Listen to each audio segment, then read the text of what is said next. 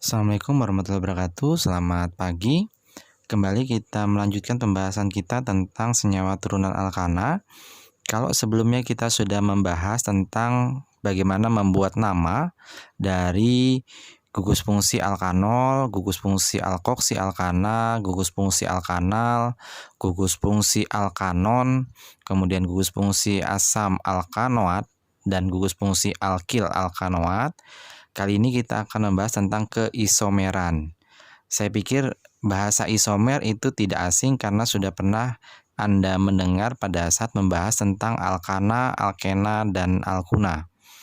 Di sini isomer untuk gugus fungsi atau senyawa turunan alkana dibagi menjadi dua, yaitu isomer struktur dan isomer ruang. Isomer struktur dan isomer ruang. Nah, untuk isomer struktur itu dibagi menjadi tiga, ada istilah isomer posisi, isomer kerangka, dan isomer gugus fungsi. Sedangkan isomer ruang dibagi dua, yaitu isomer geometri dan isomer optik. Baik, kita lihat bagaimana dia dikatakan isomer posisi. Secara pengertian, isomer itu adalah memiliki rumus umum sama, tetapi memiliki rumus struktur yang berbeda.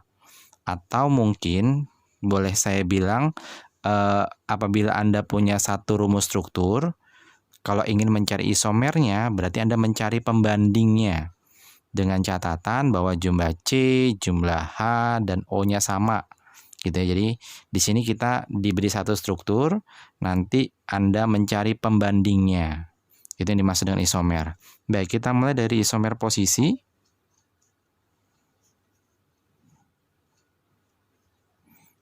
Isomer posisi, seandainya saya punya contoh untuk golongan alkanol yang paling mudah. 1, 2, 3, 4, 5. Ya, saya punya 5 atom C. Ciri dari alkanol itu adalah OH. Seperti biasa, kita lengkapi atom H-nya di sini 2, di sini 2, di sini 2, di sini 2, di sebelah sini 3. Maka seperti yang sudah kita bicarakan sebelumnya, untuk nama dari struktur yang ini itu adalah 1 karena dia terletak di C nomor 1, jumlah C-nya 1, 2, 3, 4, 5, maka ini dikatakan atau dinamakan 1 pentanol. Penta itu 5. Ol itu karena dia memiliki gugus fungsi alkohol. Nah, bagaimana membuat pembanding dia sebagai isomer posisi? Dengan catatan tadi, rumus C-nya sama, jumlah C-nya sama, jumlah H-nya sama, dan O-nya harus sama. Nah, pembandingnya, karena kita bicarakan isomer posisi, maka pembandingnya seperti ini. Jumlah C-nya harus sama. Berarti kita bikin 1, 2, 3, 4, 5. Karena kita ingin membuat pembanding sebagai isomer posisi, maka gugus fungsi yang di sini, yang tadi terletak di C nomor 1, kita pindah. Seandainya ini nomor 1 tetap di sebelah kanan, nomor 2, ini 3, ini 4, ini 5, maka yang tadi ada diletakkan di nomor 1, kita pindah ke nomor 2.